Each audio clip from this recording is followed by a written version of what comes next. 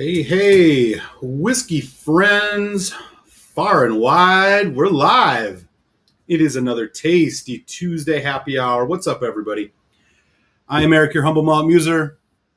We got a fun little happy hour show coming tonight. Actually, it's quite a memorable show, which I will talk about in just a couple minutes. Very excited to have a couple whiskeys with folks tonight and chat it up. I see we got some folks at the virtual bar, ponied up, glasses in hand. As always, I'm going to start the show off by saying hello to our friends. First in the door tonight, East Texas, it's Daniel saying what's up. How you doing, buddy? Raining all day. I can imagine in Texas. You got that hurricane coming your way. I hope you're staying safe. Duluth, Minnesota, right on his heels. It's Mr. French. What's up, French? How you doing, buddy? Good to have you in the house. Starting off with a peated Balcones malt. Nice pour, Daniel. And it looks like they're talking some Laphroaig here. All right. Good deal. Always, never anything wrong with a Laphroaig, man. Nothing older. We got to get you some older stuff. They got some delicious whiskey. Really do. I'm excited to chat a bit about that shortly. Northern California, Bay Area. It's Gary. What's up, Gary? How you doing, buddy? Solancha, great to have you. And Fernando, first time sharing. Welcome, welcome. Happy hour to you, sir. Hope you're drinking something nice. Great to have you with us tonight. Ben Demon Hunter, Calgary, Alberta, Canada vicinity. What's up, our friend to the north, Southern California? It's Cohen. What's up? How you doing, Cohen? Great to see you, ma'am. Always good to have you here. Yes, California does need rain badly. Whiskey Nose, hey, how you doing, buddy? Thank you. Yeah, I'm going to get into that in a second.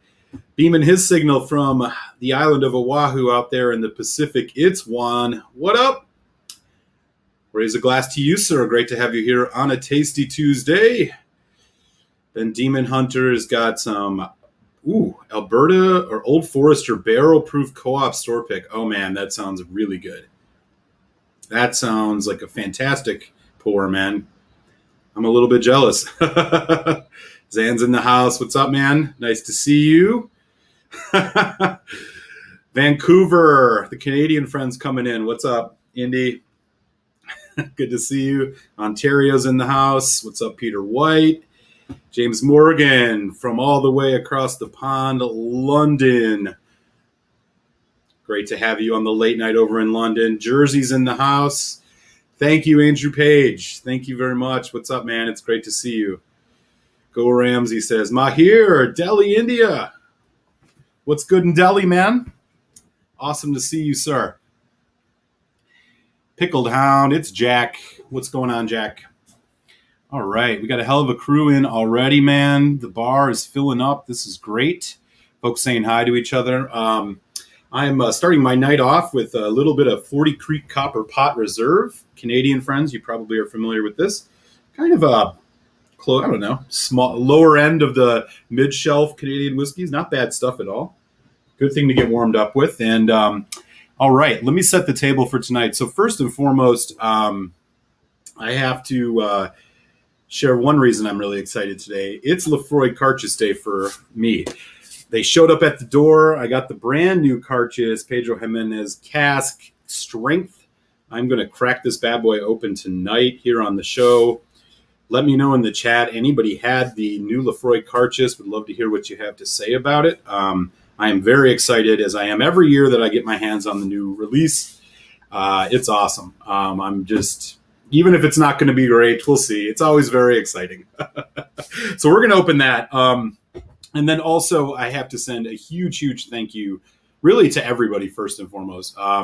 If folks didn't notice, just before the show, I reached that huge milestone in Whiskey Tube world of the 1,000 subscribers, which is so cool. I'm humbled, to be honest. And I just got to share my love to all of you. As I've always said, man, I started doing this to learn about whiskey, and I always learn more from y'all than you probably will ever learn from me. But that's what makes the community so great, and I really appreciate all your support over the last couple of years doing this. I do need to give a special shout out to Donner Pass Whiskey, who I'm not sure is in the house yet.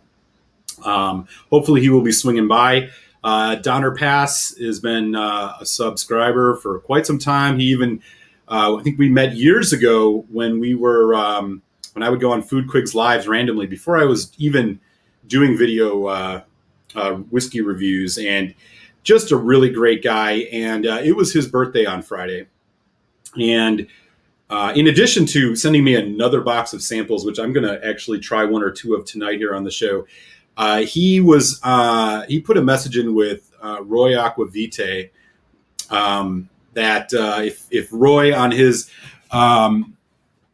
virtual pub last Thursday would give a shout out to my channel as a birthday present to Donner Pass, that he would be most delighted, and he did, and that was super cool. And a whole bunch of new folks subscribe to the channel, and is one of the reasons why we've hit this 1,000 a little bit earlier than I thought we would. So I got to give my love to Donner Pass for that, and to Aquavite for the shout out on your channel. That was super cool. And again, I'm humbled by the support and excited to meet some of the new folks who are now subscribed to the channel. I hope you guys all enjoy the content. And yeah, hitting that 1,000 subs is, obviously something we always strive for to some degree here on the YouTubes. So again, thank you guys all, really, man. I really enjoy doing this. I love talking whiskey. I love these live streams in particular, meeting folks from different places around the country and around the world for that matter, and swapping samples, just talking whiskey, learning a whole bunch every week. It's great. So I'm going to raise my glass to all of y'all, man. Cilantro. All right. So with that, let me just pop back into the chat. And I see we got 15 folks in, which is super cool. And then we will get to the featured whiskey tonight, which is going to be this brand new Laphroaig Cairdeas. I can't even get the grin off my face saying it. It's going to be awesome. All right. Cheers, man. Cheers. Yeah, thank you guys all. Cheers, Mr. French. Peter White's not a fan of the 40 Creek, and it's 15 minutes from something. Yeah, I saw that it was in Ontario. It's this Copper Pot's not bad. I don't know much about their other stuff. Pouring the Aaron 10. So for me so far. I've actually not had that Aaron 10, but I've heard great things about it. Cheers, Gary. I appreciate that. Leo's in the house. What up, Leo? Hey, cheers, man. Appreciate it. Thank you. Yeah, I can imagine. I love Old Forester's bourbon. I'm a big fan of their stuff, particularly the Whiskey Rose series. I loved all 4 of the releases from that. Their 100 proof is one of those that I really have in the bar all the time. It's a great mixer. It's just a great everyday bourbon. I'm a big fan of Old Forester stuff. All right. Yeah, man, it's official. Cheers, man. That's so nice of you, dude. I appreciate that. Thanks, Daniel. You're too kind. You're gonna see next week, man. He's gonna take it out on the Lions with a vengeance.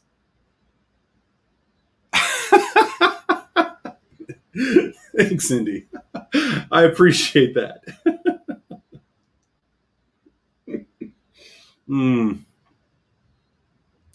The Copper Pot.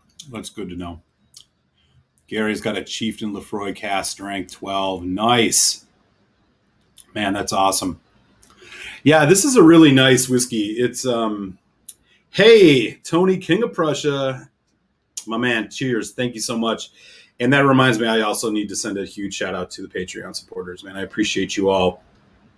You've made a big difference in helping me kind of keep this thing going. And, Tony, I know you're one of them, and plenty of other folks here in the chat. I really appreciate your guys' continued support, man. So cheers. And thanks for joining us, my former neighbor over there in just north of Philadelphia. Man, I hope you're doing well. Okay, so here we go. I have been waiting eagerly for this one. So let me know in the chat. First of all, are you a Laphroaig fan? Secondly, have you had the new Cairdeas? Do you have any Cairdeas releases that you really enjoy? I would love to hear what you guys have to say about it. I'm going to get this in the glass and then tell you all a bit about this new 2021 release. As you can see, even though it's in a green bottle, it's a mighty dark-looking whiskey. All right, here we go. Cairdeas 2021. Okay.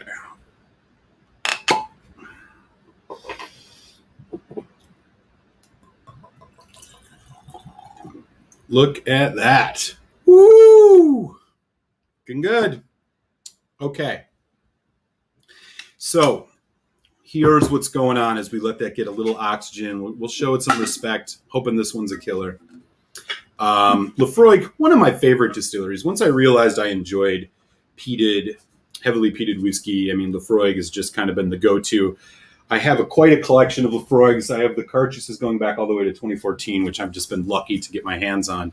But here is the tube. So this is the new one, Laphroaig Cairdeas. This is 2021 release, Pedro Jimenez casks, PX Cask Strength. And so for folks who don't know, PX, it's on the sweeter side of the sherry spectrum. Here's what it has to say. Triple matured with a final maturation in PX casks and bottled at cask strength. The ABV on this, 58.9. Sounds good. Here's the info that they give us on this. Blah, blah, blah. Cairdeas is Gaelic for friendship. The first maturation is first fill American oak ex-bourbon. Second is American oak ex-bourbon quarter casks. And then finally, European oak hogsheads originally containing PX sherry. So it's like an second fill PX, basically. Let's see. So it's kind of going with, I think, what was same with the triple wood, if I'm not mistaken, where they do the first fill bourbon, which is something Laphroaig has been pretty known for. I mean, they did that with the Laphroaig 16. That was all first fill bourbon. You got more first fill bourbon happening with this one. You got some ex-bourbon quarter casks. So, those are the small barrels. So I'm expecting something spicy wood notes coming through here, and then the PX. So it doesn't say how long it was in each. There is no age statement on this. It doesn't say anything about chill filtration or natural color, which is unfortunate blemish on Laphroaig. They tend not to share this information. And so I'm looking at the back of the bottle here. It doesn't say much different, but here's what the bottle looks like. There you go. So I got this one here in the States from a place in New York. And so that means usually it's New York, California are the places you can get this first. It'll show up in Chicago soon. Retail I paid was $80 on this. So it's about, I think it was a little bit cheaper than the port and wine cask Cairdeas from last year. But, Cairdeas, it is a limited release. They make a lot of them, but they're not around forever. Laphroaig does have a PX whiskey, and it's literally called the PX Cask. It's a travel exclusive only, 48%er. So this is really the first one ever available here in the U.S., unless you're in an airport. Anyway, so that is what we're looking at. Color on this is, again, we don't know if it's natural or not, but my God, it's like a plum brandy. Absolutely beautiful. Let me see what's going on. Super Laphroaig fan. Yeah, definitely, Gary. Even though I wish they did some things a little differently, like I wish they didn't chill filter or anything. I wish they never used any fake colorant. I will say, however, like the nose, the peat that they have, that iodine kind of medicinal note is just so unmistakably Islay to me. Laphroaig will always be the king of Islay for me. Super fan of Laphroaig. Loves Laphroaig. Yeah, dark indeed. Yeah, it's looking good. Close. Yeah, that's a little high, but the lore is really good. Even though it's an NAS, I would still recommend it. And I have heard rumors that I can't confirm, but I've heard rumors that it may not be around much longer. Might be worth grabbing if you can. Have a sample of Laphroaig Lore. Yeah, Laphroaig Lore is really good. A lot of people didn't like the lore when it came out because it did, in a way, replace the Laphroaig 18, which was just a magical bottle. But I like the lore. So Laphroaig 30 in a clear bottle and a different 30 in a green. Nice. Playing with finding in the U.S. Yeah, they're not bad. Jack's finding it out in New York for $98. Nice. Well, there you go. I mean, that's a little pricey, but it's good. Yeah, I agree. Not yet out in California. Yeah, I agree. It was $79.99. I couldn't believe it. Mahir, Craig Ellicky, 17. Oh, yes. Yes. At $85.90 US, definitely. I would buy that for sure. Yeah, the first kind of bottlings of Laphroaig Lore, from what I understand, were, they had upwards of like over 20-some-year-old whiskey. And I'm not sure if they all do anymore, but I've always found it a really good whiskey. It's got a little bit of sherry. It has quarter cask, I believe. It also has ex-bourbons, similar to this one. Peated Buna. All right. Here we go. So we're going to dive in. Again, 58.9% on the ABV here. Laphroaig Cairdeas, 2021, triple matured, 3 maturations. You got PX, first fill bourbon, ex-bourbon quarter cask. Just as a way of background, I was not a huge fan of the port and wine cask one that they did in 2020. I thought it was okay, but it didn't wow me. The year before that was the triple wood cask strength, which I know a lot of folks love. I wasn't in love with that either. The last one of these that I really, really enjoyed was the 2018 Fino cask. I thought was really quite good.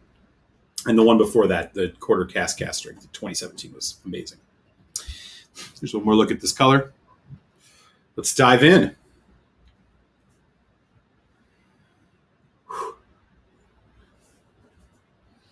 Okay. So you can tell that it's a heavily peated whiskey. It's heavy. It's got some earthiness to it. The peat is there. It's not exploding out of the glass like it does on like the 10 or the quarter cask. It's a bit more subdued, but it's there. There's a heavy, syrupy, sweet fruit note. Strawberry, raspberry. More on the raspberry. Again, PX sherry or Oloroso is kind of on the darker note side, the PX on the lighter, sweeter note side of the sherry spectrum, crudely speaking. It's sweet. It's there's a sweet, tangy barbecue kind of thing going here. There's vanilla. All in all, sweet fruit smoke. Just coat this glass a little bit here just to make sure, give it as much opportunity here. This is the first sip, neck pour, so Oh, the nose is amazing. The sweetness of that PX is like, it's not overpowering, but it's bold, which I'm really, really liking. And then you get that kind of little bit of earthiness. You get some of that iodine note, a little bit of that brininess. Some fresh cherries. You just opened a bag of Bing cherries or black cherries at the grocery store that you got. Man, it smells nice. Not as spicy as I would expect, but I'm assuming that quarter cask is going to show up a bit more here on the palate, which we're going to do right now. Salanchi y'all. Happy Tasty Tuesday.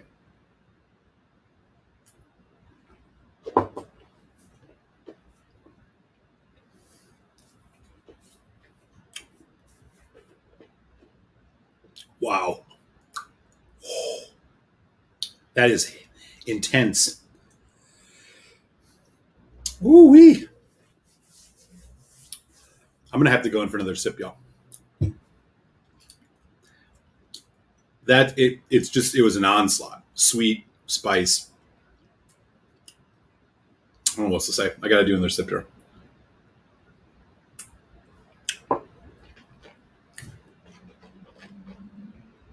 Oily, rich. It comes in very much, again, the PX, it's cherry vanilla cola almost. Rich, syrupy, and then you just get this huge hit.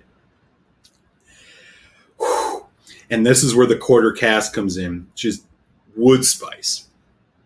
But it's balanced pretty well here with the PX. The PX doesn't overpower at any point in time so far in this. It's there in the background, giving this nice kind of lingering cherry, raspberry sweetness. Dark chocolate, earthiness, brine, smoke, bonfire smoke. Medium finish. Lingering kind of vanilla cherry. It's, well, let's try another sip.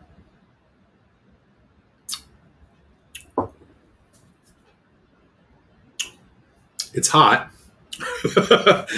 There's definitely some heat on this. I mean, we don't know how old this is. It's hard to tell. First fill bourbon has a tendency to, I don't want to overstep myself here. It has a tendency, it does a good job of covering up a little bit of youth in whiskey.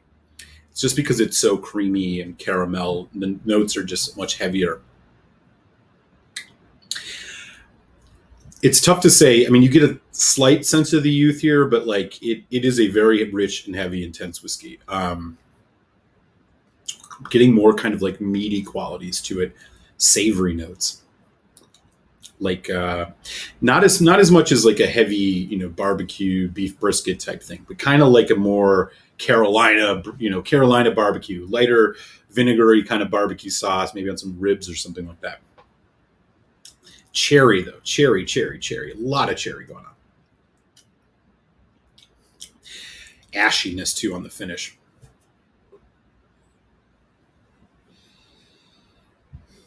Really nice nose. The nose is it just very inviting. If you're a Laphroaig fan,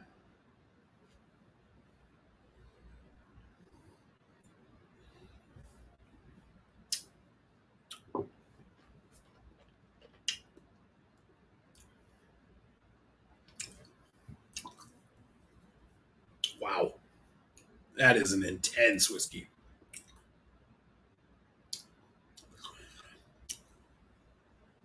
I think I do think this skews on the younger side. It's just the spice hit that hits. It's not quite, with the quarter cask. It has that kind of damp wood note. This is much more like raw spirit note. It is by no means overpowering, but it's there.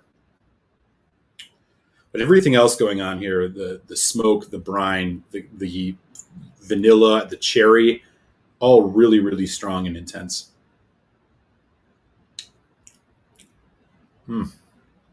Not for the faint of heart. Let's try some water on it.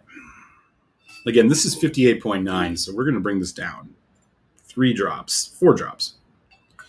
Just see what else happens here.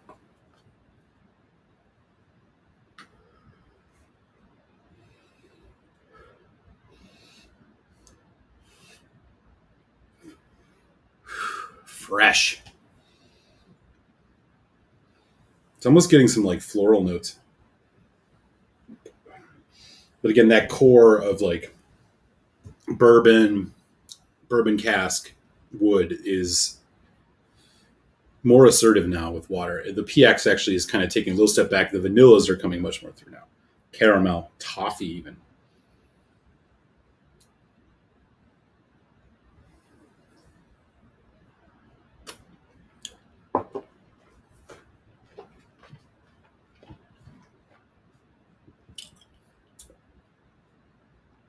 Okay, a little bit more measured with water.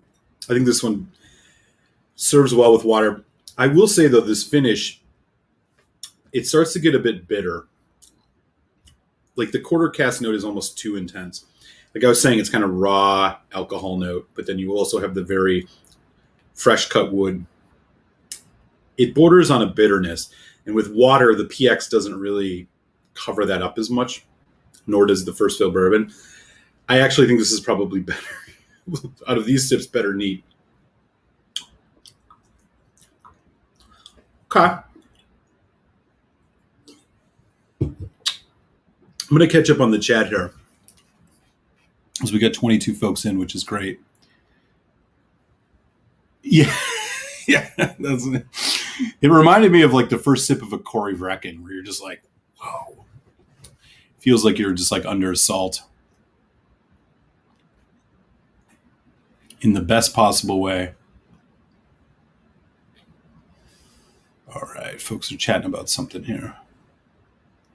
Yeah. Yeah, it's got that sweet, tangy kind of Carolina barbecue sauce taste. Yeah. Corey Vrecken is a work of art. Love it. All right. What else is going on here? Just catch up. Folks are kind of chatting back and forth about different stuff, which is great. Quarter cask goes on sale for $55 is a good price for the quarter cask. Here in the States, that's like $65 these days.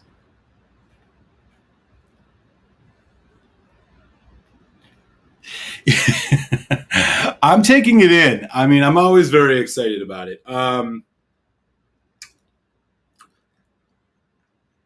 I think it's, what it comes back to, and I think what it always kind of comes back to with these, Gary, and great question.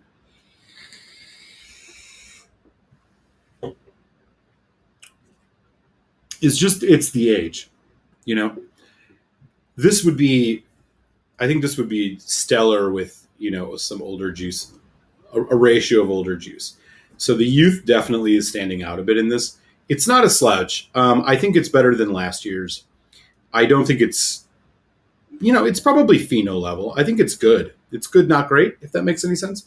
So the whiskey that I keep thinking about that's popping in my head as a point of comparison is Lagavulin Distillers Edition.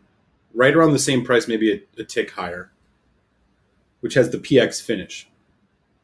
And that even, it's more of like an overcoat. But I don't think this is quite Lagavulin Distillers Edition. Again, that's a 16-year-old whiskey. And I think that really matters. But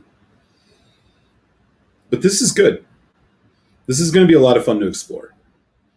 It just needs a little bit more rounded a little bit more. And maybe we'll see that as it oxidizes a bit here in the bottle. If I was going to throw a preliminary score on it right now, this is in that like 3.5 range, 3.75. Not quite at a 4, not quite a run out and buy it, but I mean, if you love Laphroaig, you should. I'm really going to be curious to see where this goes. The nose is just fantastic. I absolutely love the nose. I think that it gets it starts to get a little bit wobbly on the back end of that development. Let me go for another sip.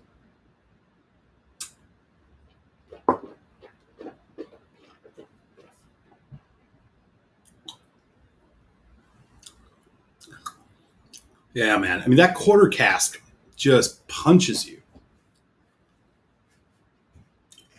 And I wonder to some degree, if you took the quarter cask element out of this, what it would be like. If it was just first fill bourbon with PX. The quarter cask is what's giving it the intensity, like the level of intensity on the development. But I don't necessarily think it's like it's elevating it that much. It's hard to say. I mean, it gives you the like, whoa, but I mean, there's a lot of peat and smoke in this already. The nose, man, though. Goddamn.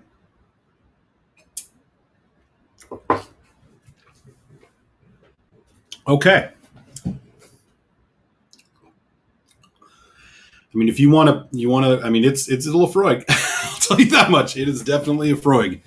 It's bringing the pain.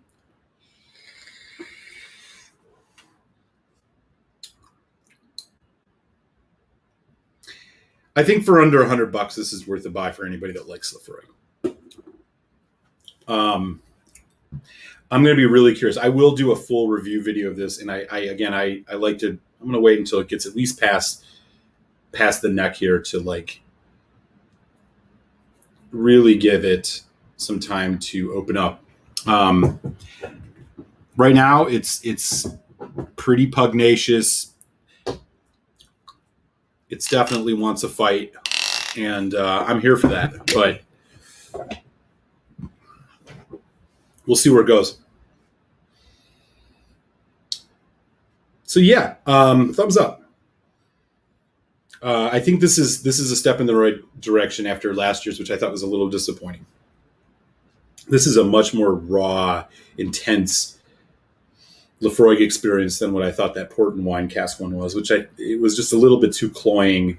It was a little bit too overcoat. This, I think, is been married much better. It's got an incredible nose. The nose alone almost makes this worth buying. But I'm thinking about other PX, heavily peated whiskeys that have a PX influence that I've had. Now, I know there's some like Kilchoman's, and there's some, releases here and there from in the, what do you want to call it? In the like fee seal releases and stuff that are, harder to get. But the one that comes to mind for me is Lagavulin Distillers Edition, which is the 16-year-old Lagavulin with a PX finish. And, I feel like that one does it a little bit better out of the gate. We'll see where this goes. And maybe a comparison between the two is in order. Two slows in the house. Hey, great to see you, man. It's been a while. Hope you're doing well. Did you have a nice summer?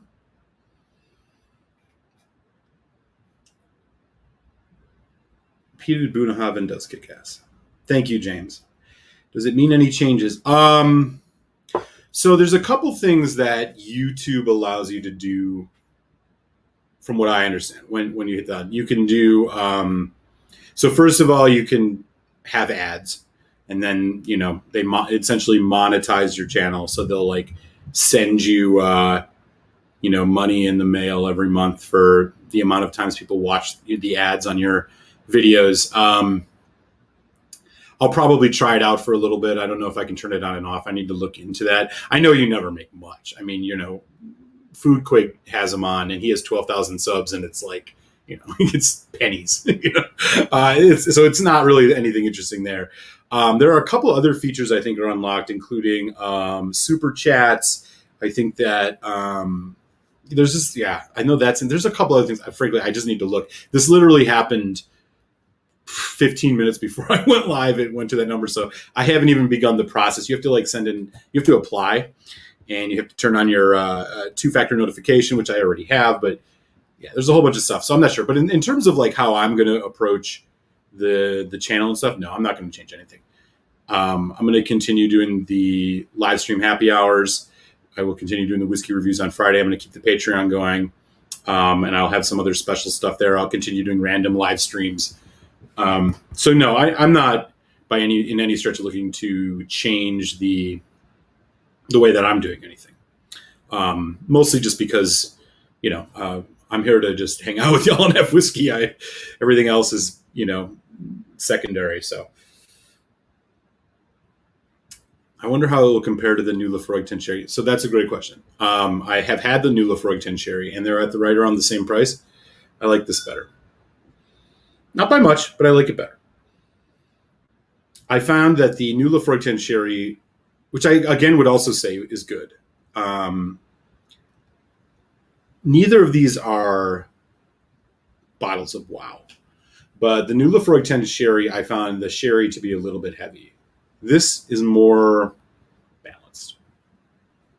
So I think I got to give the edge to the Cairdeas here. Because the nose on this is just freaking incredible. But they're both, solid pickups. And, I think, one moment. Oh, thank you, Daniel. Daniel just sent me a little congratulatory Venmo. That's so cool of you, man. I appreciate that. Thank you, man. Yeah. So, I think they're both worth getting. If you have to pick one up because they're right around the same price, I think the Cairdeas is a little bit better. Yeah, very hard. I'm not even sure I've ever seen it. Like that Distillers. I really like the Distillers edition too. I think it does. It takes a little bit away from the complexity that you really love on the Lagavulin 16, but I think the PX is so good. It's just so good on that.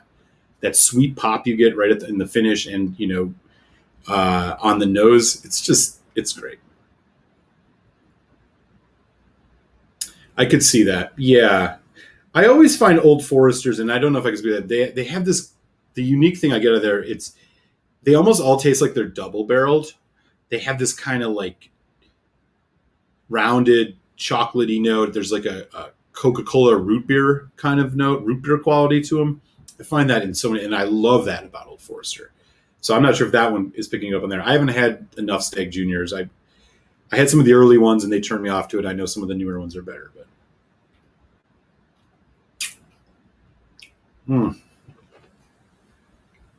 God damn, that quarter cask. I mean, even with 4 drops of water, the quarter cask in this is wow. Really, really punches you in the face. It's like you walked into a carpenter's. You literally just walked into his setup, and there's like that fresh cut wood, raw elemental, just fresh wood. A lot of that. Yeah.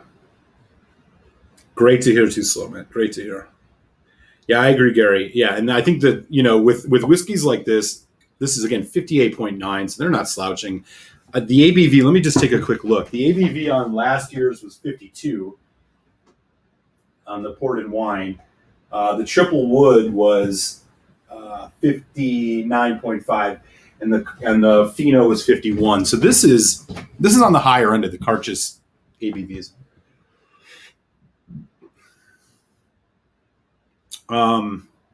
So as for special releases, how does this compare to our friends at Ardbeg and the Scorch? This is better than the Scorch.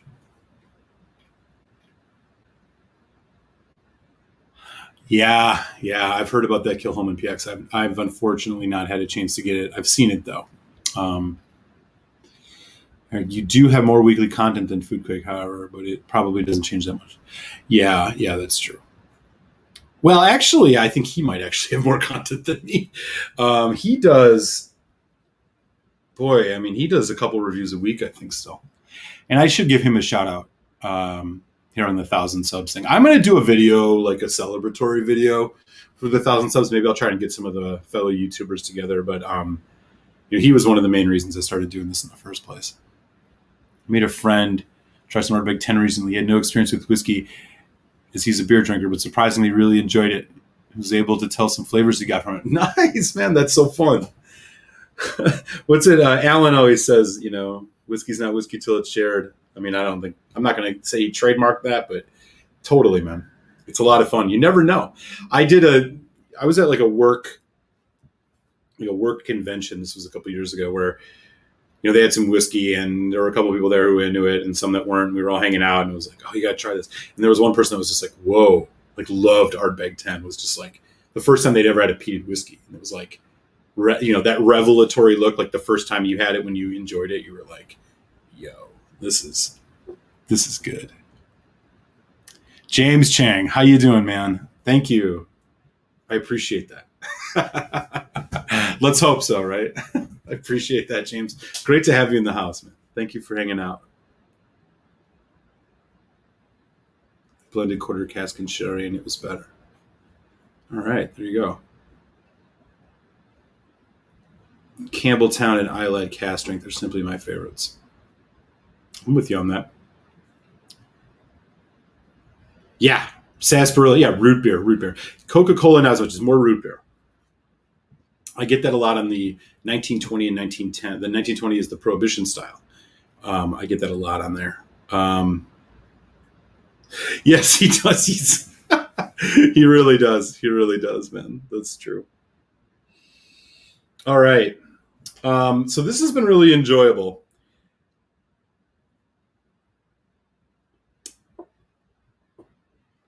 I have. I'm going to finish this dram and switch gears here because I have some great samples that were sent to me by Donner Pass.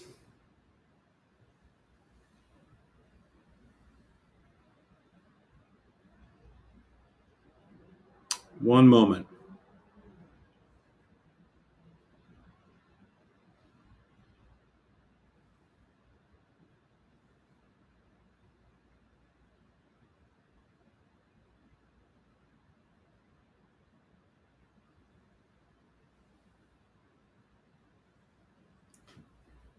All right.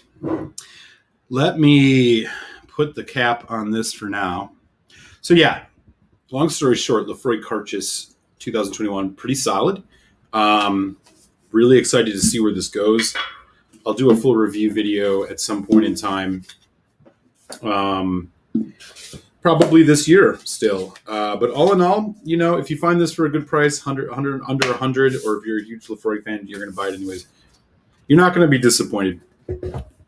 It's always fun. Cairdeas Day. Okay, so I have a few samples here that were sent to me by Donner Pass Whiskey.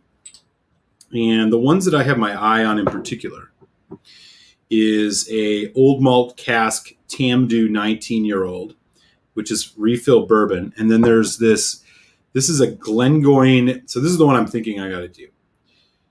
Glengoin 21 years old. It is a old malt cask, 54.2%, non-chill filtered, natural colored, refill ex-bourbon hogshead. He says it's a sherry bomb without the sherry. So that sounds really fun. He also sent me a Glengoin Legacy Series #1. So I'm thinking that I'm going to go into these Glengoins. Now, obviously, after this heavily peated whiskey, I'm going to need a little bit of a palate cleanser of sorts, which I have my trusty 40 Creek copper pot for. But let me know in the chat if you have. Well, first of all, if you're a fan of Laphroaig, what is your favorite Laphroaig release that you've had? And secondly, have you had any independent bottlings of Glengoin? And if so, what were your thoughts? I'm going to get my palate a little adjusted here with this, so this should work. Wow. Balcones peated. Nice. You found a Balcones peated all the way up your way, hey, Ben? Those are, I didn't know that you could even find those in Canada. Zan's had one too. Nice. Laphroaig 18 so far for Gary. Yeah, I'm with you. I mean, the Laphroaig 18 is just an absolute killer. I wish they would bring it back.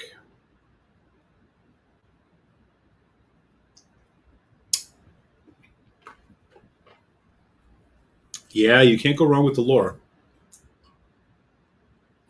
Has anybody else heard that might be getting discontinued? I just heard a rumor it was on like a whiskey Reddit, but nobody could confirm it or point to anything. Look at Indy. Somebody get that man some real Laphroaig. Come on, Indy. There's a whole world that you need to explore, man. It's a big world out there. Stay away from that select. Yeah, I'm thinking so too. It should be fun. And maybe you'll just do both. Make it a quasi-celebration of sorts.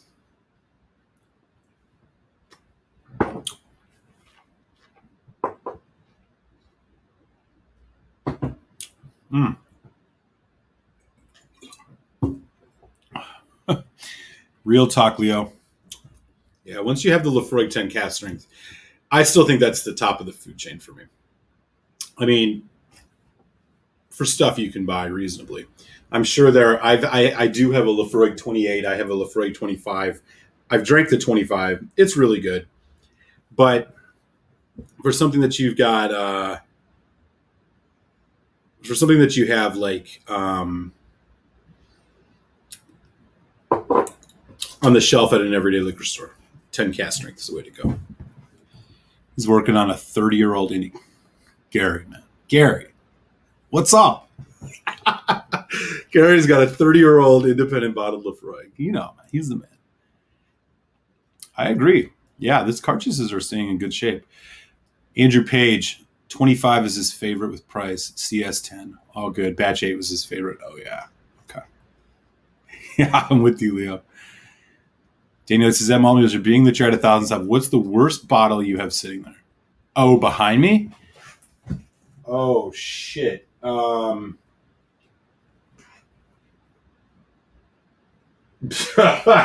don't even know, man. Could we reframe the question into a, what did you have high expectations for, but was the most disappointing? Because that I might be able to show you. Mike Vallado, what's up, man? Hey, thank you, buddy. Cheers. Yeah, it happened right before the show, so this is turning it into an impromptu celebration, man. Slancha, you having a drink tonight?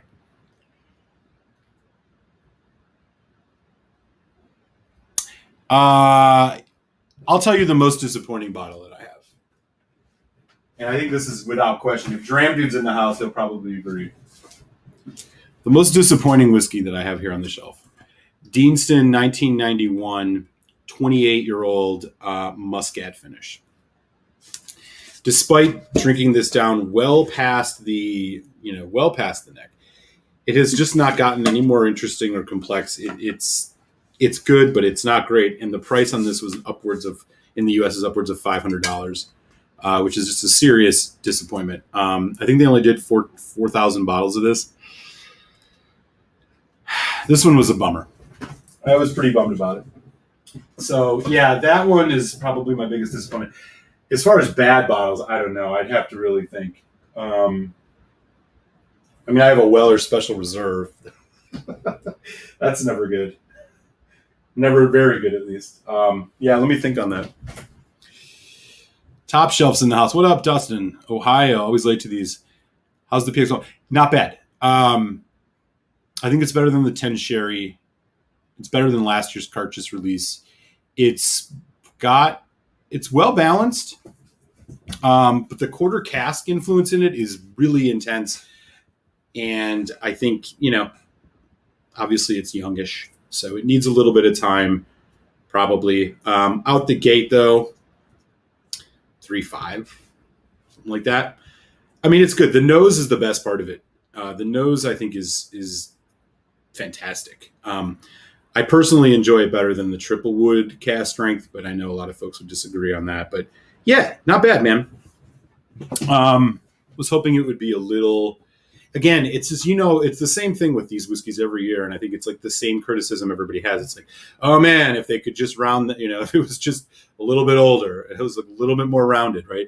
And then, they use first fill bourbon because that's a great way to mask young whiskey. The PX is not like an overcoat, though, which is what I was expecting. And that's kind of what I got with the 10 Sherry. It's pretty well married. Yeah, I think it's worth a pickup. I mean, I got my bottle for $80. I think that's right around the going price. I'm sure you'll stumble across one at some point. But yeah, we're curious to hear your thoughts on it when you get a chance, Dustin. Yeah, we got to change that. We got to figure out how to get you some 10 cask strength.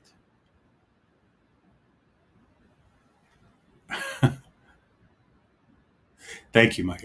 Thank you. I appreciate that.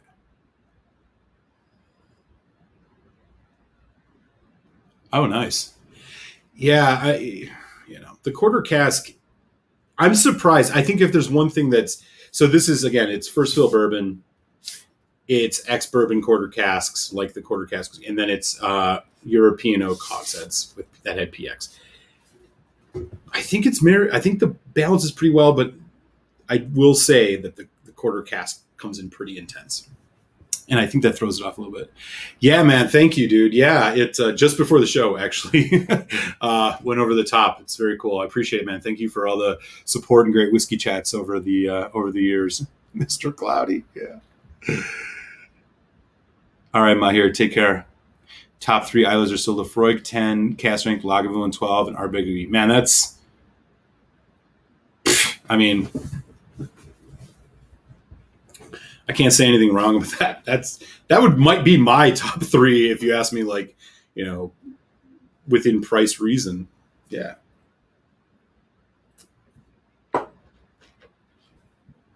Okay.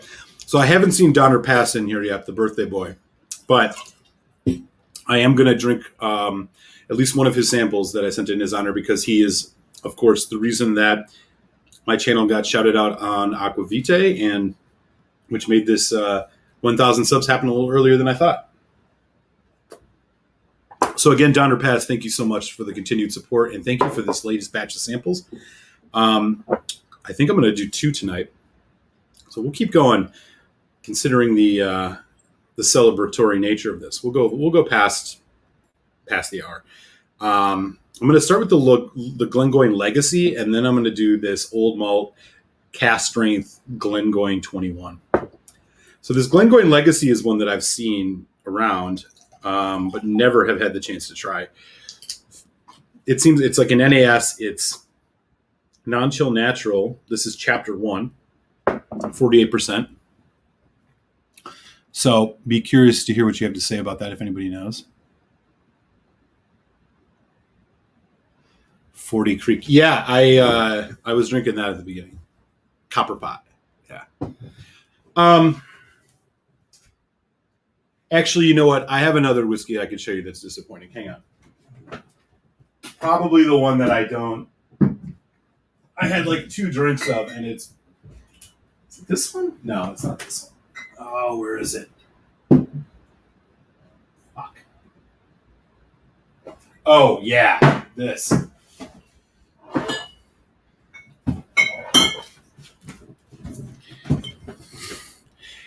Kayo Whiskey, Japanese Mizunara. Unchill filtered, 43%. Sounds great. And it's like aged out on a boat. So it's like they do the Jefferson's Ocean thing. This one was disappointing, and it's, well, decently priced. I mean, come on, they tempt you, right? 43% unchill, Mizunara. It sounds great. It's like $70. This one's not very good. So there's that. Obviously that Deanston that I mentioned. Yeah, everything else. There's one more. Thank you. Again, disappointing. Glenfarclas, 21-year-old. This is a near Cask Strength 21.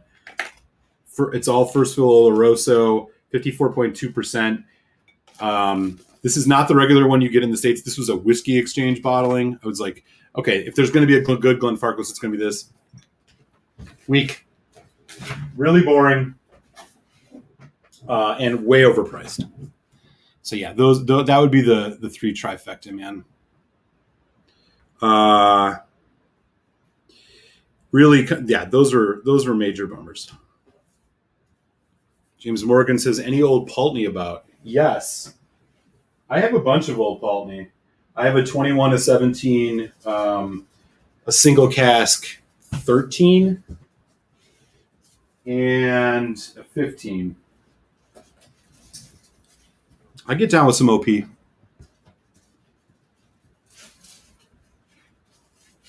That's what I heard. I mean, I again, it was just rumors. I don't know if it's true. Maybe anybody else in the chat can confirm this, but I heard it was like it was in a Reddit thread, maybe, that they were discontinuing the lore, but I've never seen anything about it. Yeah, you're live on the Deanston was with Dram Dude. Hard to see Deanston went wrong with it. It's not that the Muscat overpowered it. Maybe it did. I don't know. I checked in with Cody Dram Dude like once about this, and he was just like, After like a couple months, he was still just like, yeah, man, it's not working. And it's a $500 bottle here in the States. What you expect from a 28-year-old whiskey, that thing drinks more like an 18. It's got a decent richness. It's sweet, but man, it really is missing some of the like core pieces, man. Weller SR, yeah. To each his own. I mean, it's fine. I hate to say that it's a bad whiskey, because it's not a bad whiskey. It's just not worth what you pay for it. Here in the States, especially, it's crazy. The only cartridge I have left is the Triple Wood Cask Strength, which I like a lot. Yeah, definitely. I'll be curious to hear what you have to say about it. Winston. Scotch Down Under's in the house. What's up, man? Australia, how are you? Great to see you. Nika coffee malt was trash. So I've heard that from more than one person. I've never had that. I have the coffee grain, which I like. I've heard about the coffee malt, though. Yeah, I hear you on that. I see what you're saying. I thought it was kind of a bummer, but do you have the Laphroaig 15 up there? Of course, that's a definition of disappointing after. Yes, I do.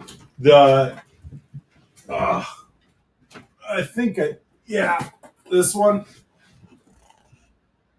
This one was kind of weak. Yeah, I agree. I actually have another just bin of Laphroaigs. I think I have another one in there too. I bought two at the same time thinking, oh, this is going to be great. Yeah, dude, you're right about that. That's another one that makes that list for sure.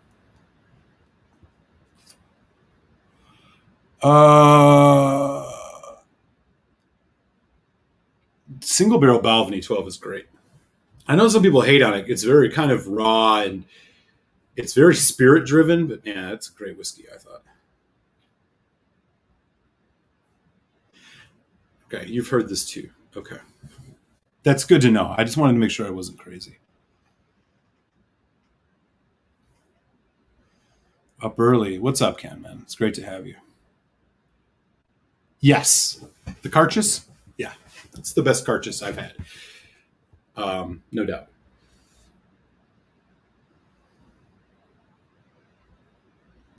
Yeah, you liked the lore, didn't you? I feel like we had a conversation about this once. I thought you had kind of high marks for the lore. I think a lot of people hated it originally when it came out just because it was clearly replacing the 18 and people were like, what the fuck? But now, I think it works. I think people are more interested in it now. I literally do. I can't show it to you guys. I mean, it probably has 30 some Laphroaigs in it. It's ridiculous. I have a lot of backups to Carchus releases. Like I have 2 Amontillado, I have 3 200th anniversaries, I have 4 quarter casks, backup Fino. I have a backup of all of them, the Carchus ones. I have a couple of these old Laphroaig 10 batch 3 and batch 4 cask strengths, like 6 or 7 18s. To sound like a dick, but I bought a bunch of them when I could.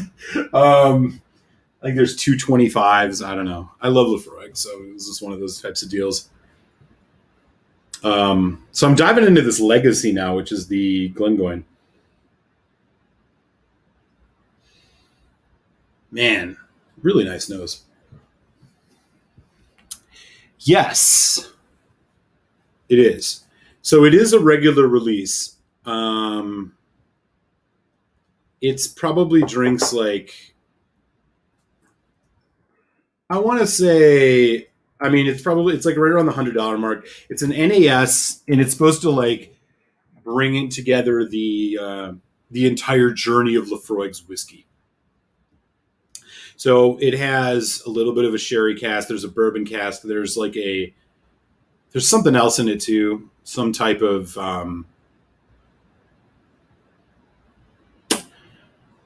I don't know if it's quarter cask or not. It might be. It's one of these whiskeys. It's very engineered in a way. Like when you drink it, you can like literally taste the stages of the whiskey based on like how the flavors surge. You're like, oh yeah, there's that nice bourbon, and then it's like boom, boom, boom, and it just keeps going. And so you really just get this interesting experience drinking it. I think it's good. like I said, when it came out, there was some hate around it, just because I think, for obvious reasons, people were pissed that the age statement of the 18 was going. But it is bottled at 48%. It's a good one. Yeah, I saw that. Has anybody had this yet? All right. I'm going in with the legacy here. Again, it's a classic Glengoin nose, except the sherry's a little bit more potent.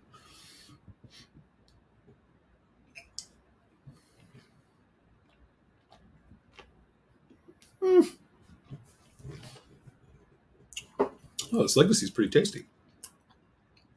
Having just ran into a bottle of Glengoin 15 recently, it's exciting to.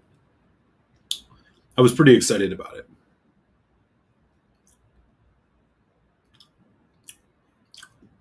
Okay, lack of a finish on this is palpable.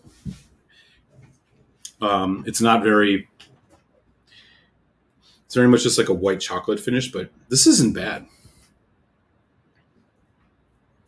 Oh, the 200th anniversary 15. Got you. I didn't love it. Maybe it's been a while since I've had a taste, but Aaron Hardiman's in the house. European Oak. What's up, Aaron? It's great to see you.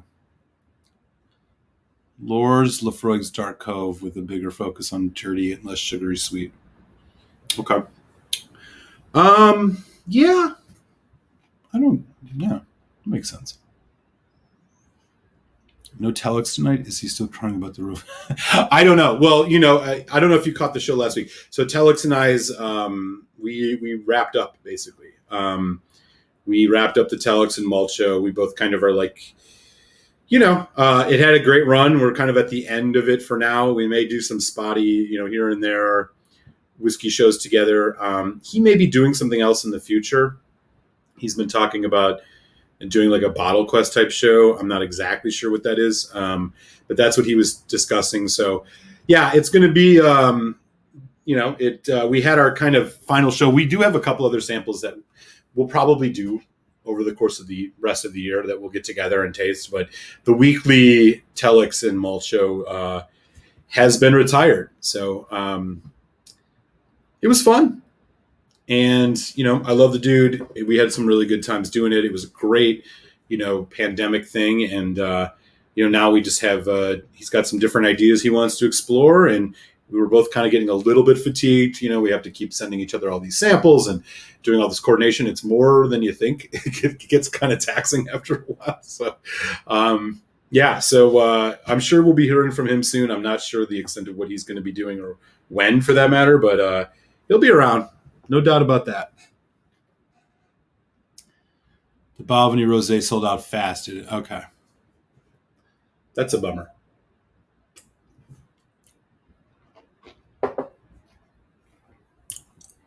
I'd love to try that, man.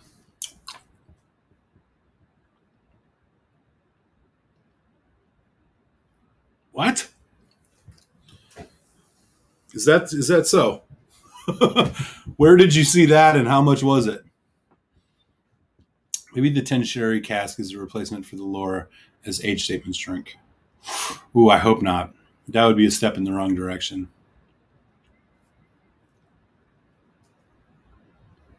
Benromic 10 Imperial, 100 for sure. That's a great whiskey. I can't believe you have a bottle of that. Good to see you, Ken. I used to get Laphroaig Lore for 80 at the one store. Cheap as you can find out is 103. Yeah, the prices on that one is really weird. They sold that in like, it would kind of jump between 100, 150, and then it would drop to like sometimes 75, and you could sometimes find a bottle, and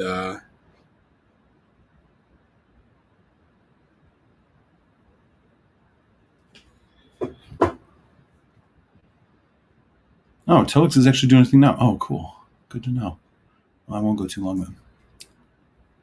Yeah, man. It's awesome.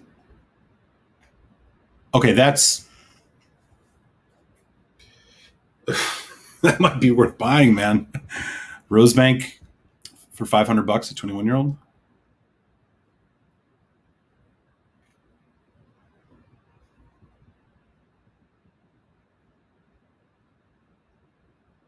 I need to meet up with that guy. Yeah, definitely.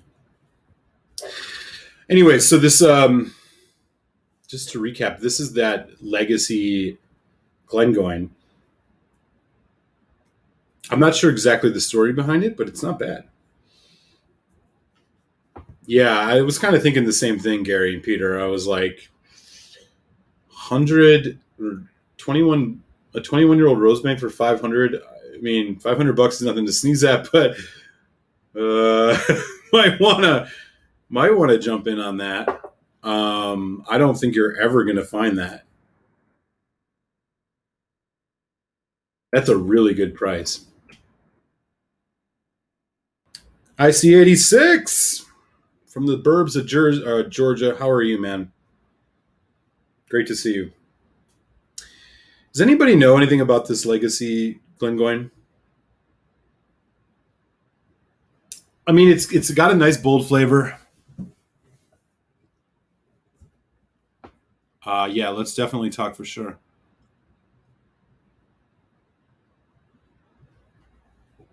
Definitely. Mm.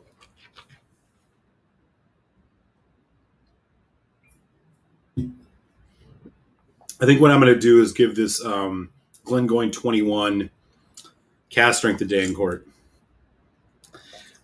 Because Glengoyne, for those of you who are fans, or maybe not fans, or want to try it, Glengoyne suffers from a thin mouthfeel.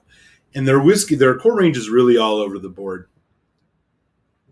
Their 10-year-old is really disappointing. Their 12 is, these are my opinions. Their 10 is pretty disappointing. For $5 more, their 12, quite good. Their 15, which is discontinued, very good.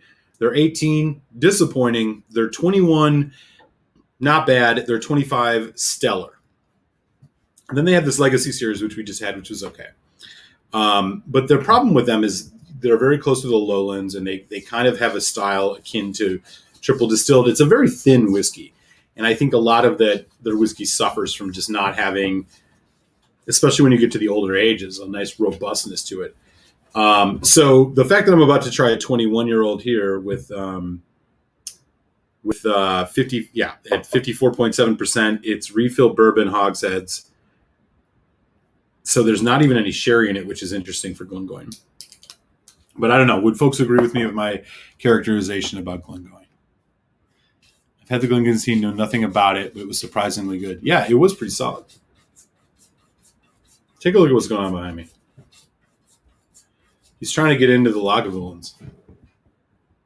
Winston, what are you doing? You want a Lagavulin? Apparently. Anyways, but this is my first time ever. I mean, the only other cask strength Glengoyne I've had is a teapot dram. And to be completely candid, like, that's an incredible whiskey. But you can only get them sent from the UK. Settle down, kitty. Winston sighting. Yep, he's over there guarding the carcasses tonight and trying to drink Lagavulins. Anyways, so this is going to be an interesting Glengoyne, and I'm really interested to see how it challenges the palate issue that you run into a lot with the other Glengoyne. So this one is 54.7%. It's an old malt cask bottling, which I'm not super familiar with. So Donner Pass, if you, yeah, he does, man. He does, dude. He heard me talking about the Distillers edition earlier, and he's like, yo, let's do this. So this one, yeah, as I was saying, like, this is supposed to be, I mean, to get an ABV this high on a Glengoyne is pretty incredible. So there's the color.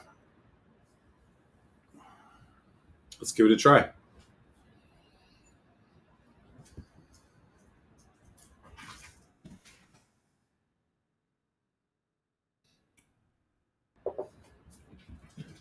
The, like, honeysuckle bourbon cask is huge on this.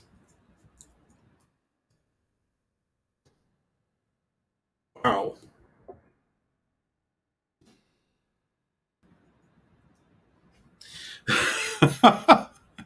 Yes, he is. No, thankfully not. Thankfully not. He uses everything else as a fucking scratching post. James Morgan. Too funny. Yeah, I mean, so I don't know. The nose on this, I've never had a full just full bourbon. A full bourbon cask Glengoin. Usually there's a lot of sherry in these. It's spicy though. Spicy, full flavor. No, he does. That's the thing. He's got a huge one. He's just going crazy. You can probably hear this. He's out in the other room just losing his fucking mind.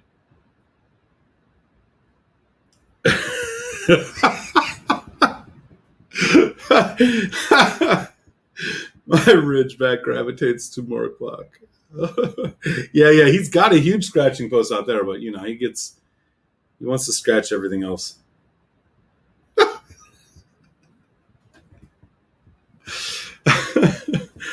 Oh man, I don't know. Not after the cigarettes. I'm an ex-smoker.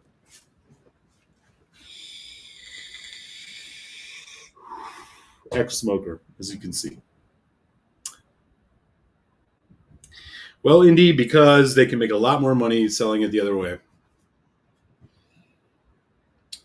But I'll tell you, the nose on this, I mean, it sucks. I tend to agree with you. I think as you go along in your whiskey journey, you increasingly gravitate towards cask strength because you realize you're getting more value for your dollar in most cases, and you can water it down to meet your palate. So like this one, which is it's got a nice earthiness, a lot of vanilla, a lot of caramel.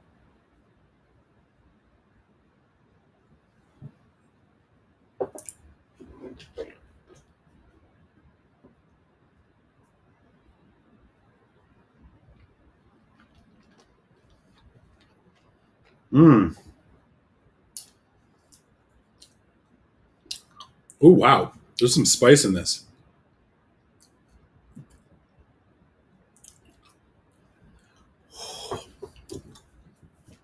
Vanilla, chocolate, caramel. Delicious. Man, that's good. That is really, really good. I need to, I'm going to need to give props to Donner Pass Whiskey on this.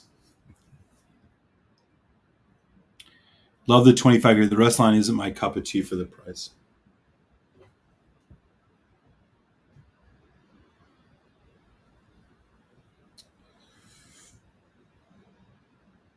But this is really interesting.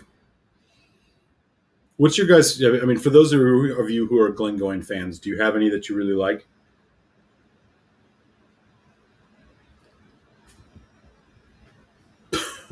When in Rome, dude, I'd say do it. Do it. We still got 21 folks in, which is awesome.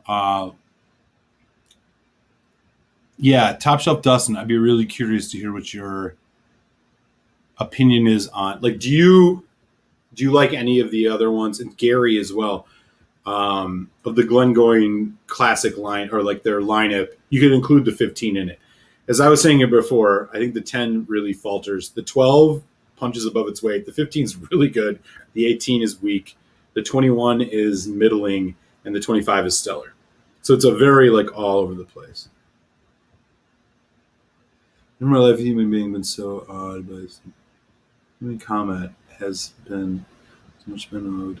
Somebody said a few. The Whiskey Bible. There you go.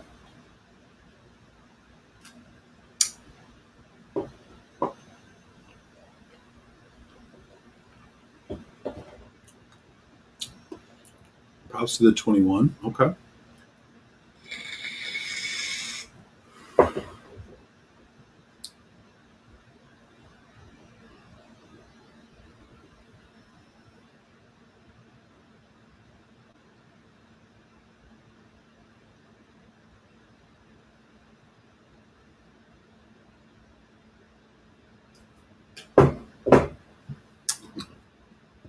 This is interesting. I guess I'm surprised because it doesn't have the sherry influence.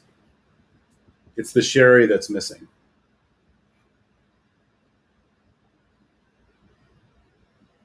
But it's not bad.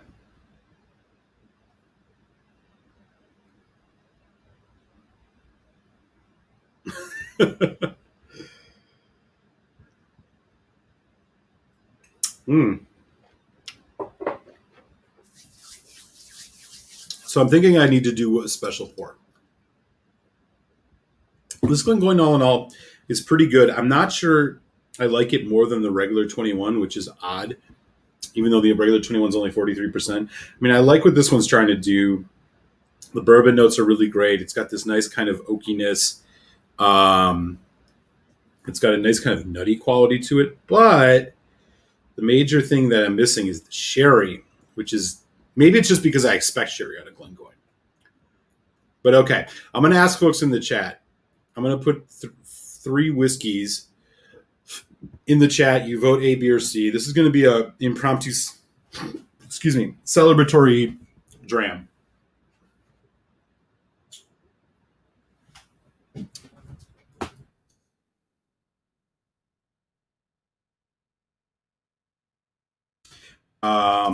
I will do a whole formal show, I think.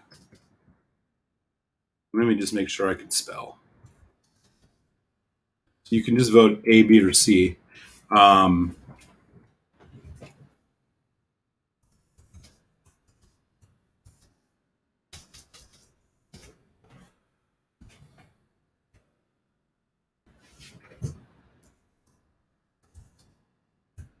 And here we go.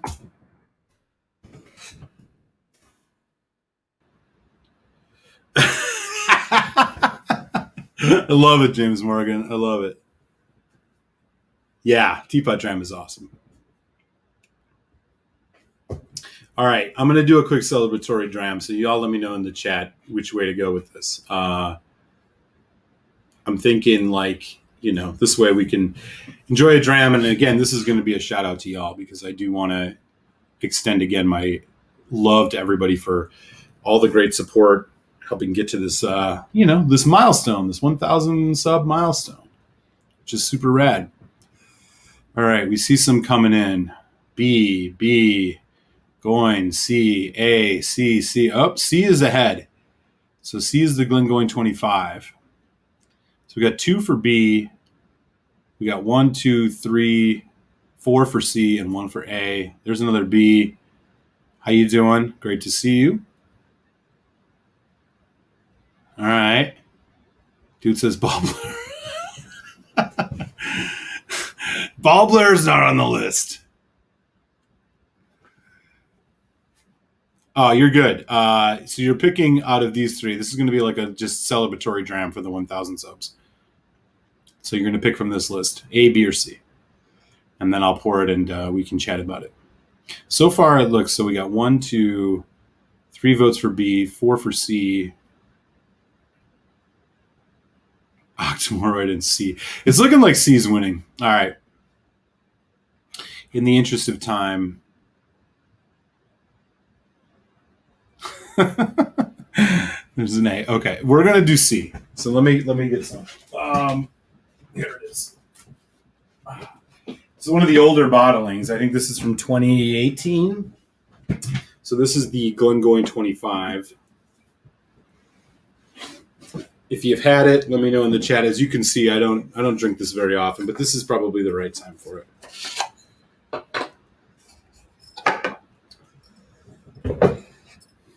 Look at that. This is, 25 years old. It's all sherry.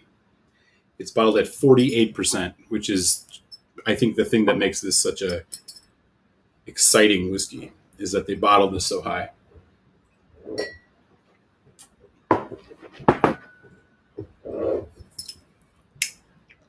Let me get some more water quick. Be right back.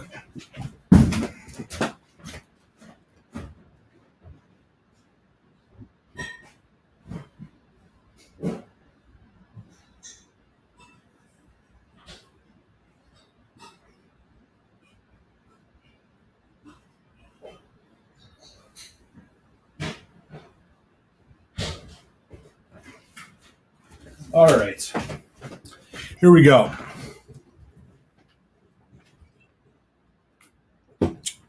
So again, I want to just thank everybody for the support over the years. I will do probably a formal, hey, 1,000 subs show at some point. But for now, since it happened just a few minutes before the show started, I'm just going to pour this Glengoin 25 and really enjoy this with everybody. There it is. So yeah, Not Chill Natural, 48%. That Legacy series that I just tried, I think really sets up for this perfectly. Oh, man. The nose on this is just otherworldly. Subtle yet complex. It has a richness that is belied by its almost just kind of effervescence. It's ridiculous.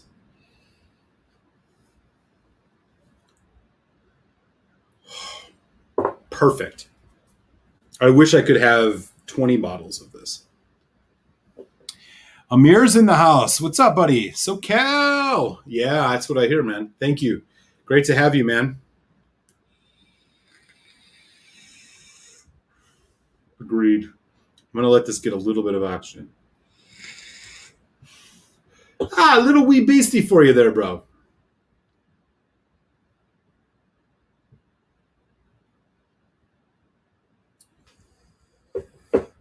Yeah, so this is the old Glengoin label even. I mean, I know they've changed it since last time. It comes in this giant wooden box container. All that jazz. With this little slide that goes over it. Here's what it has to say. Elegant spice, blah, blah, blah, blah, rich cherry oak, hand-selected cherry casks, 48%, natural color, as they say about all of their stuff. I don't know if this actually says anything about non-chill filtered, but God, let's just say it is. Because it would be a damn travesty. But I love the fact that they bottle their 25-year-old at 48% ABV. Like, that's the part that I think is really the key here. Like, they're not holding back. They're not going with a 43 or even a 46. I mean, they're putting some good ABV on this. Whiskey Shits. Hey, man, thank you so much. Cheers. This is a little bit of an impromptu celebration tonight. It was Laphroaig night. We cracked a new Laphroaig. Now we are drinking a Glengoin 25. I just so everybody knows, for those of you who are Patreon supporters, and I know I've been saying I'm going to be doing the next Patreon sample giveaway for a while, but I will mention Glengoin 25 is going to be in the Patreon giveaway. So if you're a Patreon supporter, when the giveaway begins, I will announce it a week in advance, and then folks will have a week to join on Patreon. And if they do, at even $1 a month, you'll be in the drawing. I will put folks into a randomizer, and then I will announce the winners halfway through a happy hour live stream. I'll do 3 winners. The winner will get 3 samples. Second place will get 2. Third place will get 1. And the prize sample that's going to go out for the winner this time is going to be Glengoin 25. So, just so everybody knows. And that is it's a way of trying to say thank you for you guys supporting the show. And, I love being able to share whiskey with everybody. That all said, we got 24 folks in, which is awesome. Yeah, I'm getting there, man. If I can keep this up for the next 14,000 years. What to do with fancy wooden whiskey bottles when the juice is finished? I only own one, Laphroaig 25, but I think it might feed my bag. I know there are some folks who really do, they hang on to their whiskey. I mean, obviously like food quick, but like there are some other folks who like really prize the tubes and stuff. I really don't.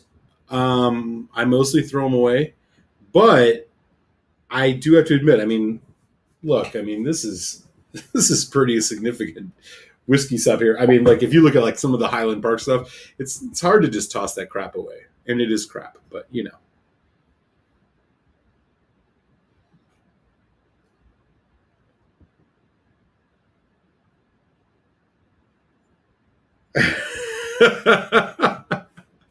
Don't shit on my dreams, man. Come on. Don't you see what this has always been about?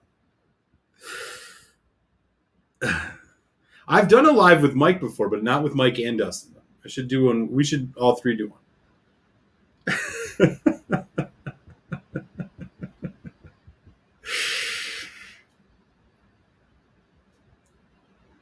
Dude, bring it, man. He's a chump.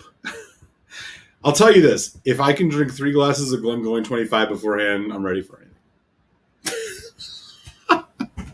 Mayweather. Y'all are too funny. All right, here we go. Glengoin 25. Again, thank you all so much, every last one of you, for the support, the chats, the everything. It means a lot. And honestly, I started doing this, as I say all the time, I learned more from y'all than I could ever have wanted, and that was one of the reasons I started doing this, and it's been proven true every time.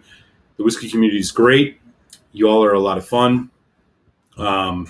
And, you know, we're all enjoying whiskey together on our journey, and what else can you ask for? So sláinte, man. This Glengoin 25 is to y'all.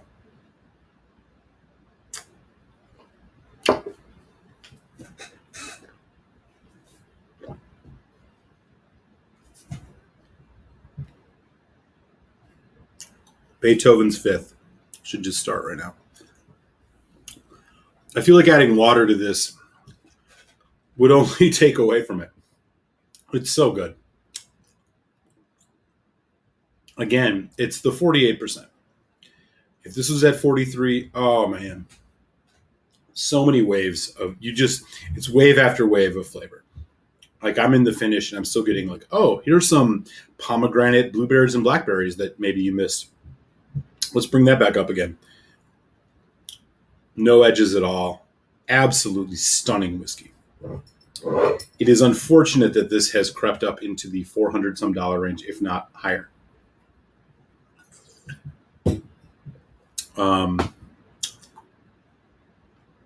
But what a stellar fucking whiskey. Kill Lucy says. Scotch on honor, man. What's up, man? Cheers. I appreciate that. Cheers to you. All of y'all, man. Seriously. Boom. Y'all are the best, man.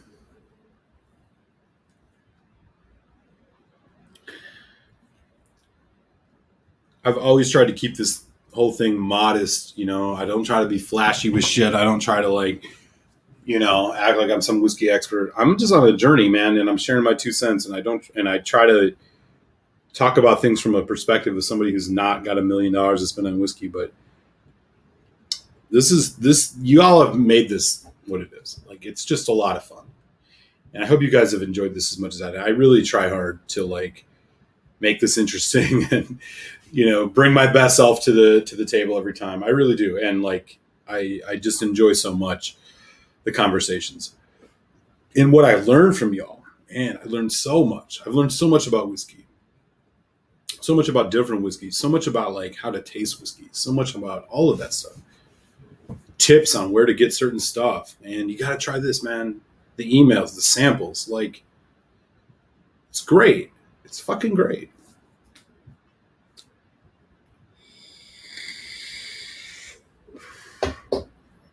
I started doing this because I used to blog about whiskey on an app called Distiller. And I would run into Telex. Telex and I both lived in DC, so we would chat. And then I would go on YouTube, and I kept watching this dude, Food Quig, so I would jump in his channel. And one day he was like, hey, man, why don't you come on and join me for a live stream? And I started streaming with him, and, like, we did a couple streams together, and it was fun. And I thought, hell, I'm just going to, like, throw my own shit together. That's all it is, man. I'm not no sommelier. None of that shit. But I'll tell you this much. If you meet any sommelier that tells you this Glengoin 25 is subpar, they fucking don't know what they're talking about.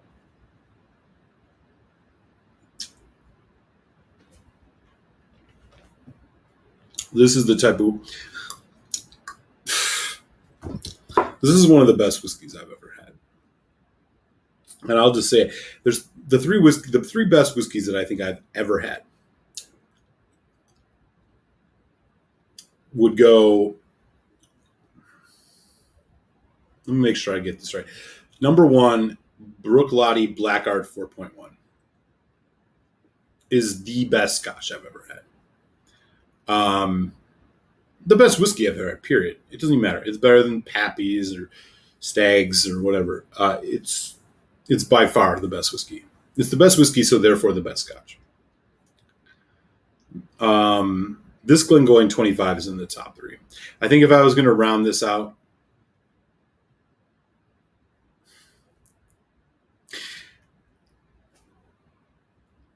I'm tempted between Redbreast Cask Strength 12 or Redbreast 21. They're just all so damn good. I'm also thinking about Ball Blair 1990, which is a 25. But I can tell you definitively, like you, even at probably what is $400 some, this Glengoin 25 is okay. It's unreal. You're just constantly bombarded. It's like with flavor. There's different surges of flavor all the time. It's really impressive.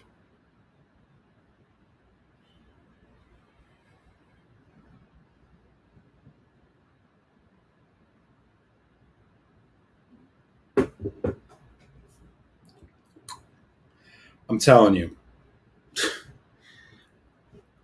coming from a dude who, I know what I know and I know what I don't know, but I'll tell you this much right now. If you are ever going to buy a bottle for yourself that is like a special bottle that you're going to bust out every once in a while for special occasions that you might have around for 10 years, dude, and you like sherry, you are hard pressed to find a better bottle than this. And I know you're like, Glengoin, are you serious? I'm fucking serious. This is better than a Highland Park 21. This is better than a Highland Park 25. And I know what I'm saying when I say that. I've had it. I'm telling you. You want to splurge for that one bottle, you bust it out with your best friend that you haven't seen in 5 years. You have it with your wifey or whatever on an anniversary. That Scotch you pour for your granddad when you're talking about whatever. Like, dude, Glengoin 25, you are hard pressed to find a better one. Now, if you're going to pour it out for your Scotch friends, Bruichladdich Black Art 4.1. But I'm just being real with you. This is where I'm at. It is really, every time I go back to this, and you can see I've not went back to it much. I maybe had 3 or 4 pours of this. But every time I do, fuck. It reminds you, man. It reminds you of malt moments. It reminds you of those moments that you had that made you enjoy learning about Scotch whiskey. Maybe you've only had 2 or 3. I think I've only had 2 or 3. I remember the first time I had Uigeadail. New Year's party, Washington, D.C., 2017. Tasting that for the first time and realizing, like, this was a whole new world. Like, it blew my mind. I remember walking around the party trying to tell people about this whiskey, and people were like, okay, yeah, that's cool. And I'm like, no, like, you don't understand. If you like whiskey, you gotta fucking try this. Like, those are the moments, man. Like, those are the goofy ass mall moments that bring us on the journey. And as you get further in this, I'll tell you, they become fewer and far between. They really do. Like, it's not like it was where, you try some of the younger stuff and it blows your mind. It gets harder the more you drink these things. But I'll tell you, if you do it right and you treat the ones that have that gravitas with respect, this is what you end up with. And I'll tell you, this Glengoin 25 is just brilliant whiskey. So, y'all, I got to thank you all once again. I mean, just appreciate it from the bottom of my heart. Like, this has been a lot of fun. I'm going to keep doing it. We'll have, whiskey chat next week. I'll have another bottle. I think I'm going to do the Balvenie 21 single barrel next week, which should be a lot of fun. I'm really looking forward to that. And I'll be dropping a review of this 40 Creek Copper Pot on Friday. So Patreons, you'll see this in your inbox at some point in time tomorrow.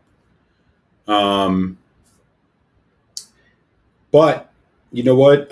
With that, I'm going to close up shop and enjoy the rest of this Glengoin 25. Again, seriously, y'all are the fucking best, man.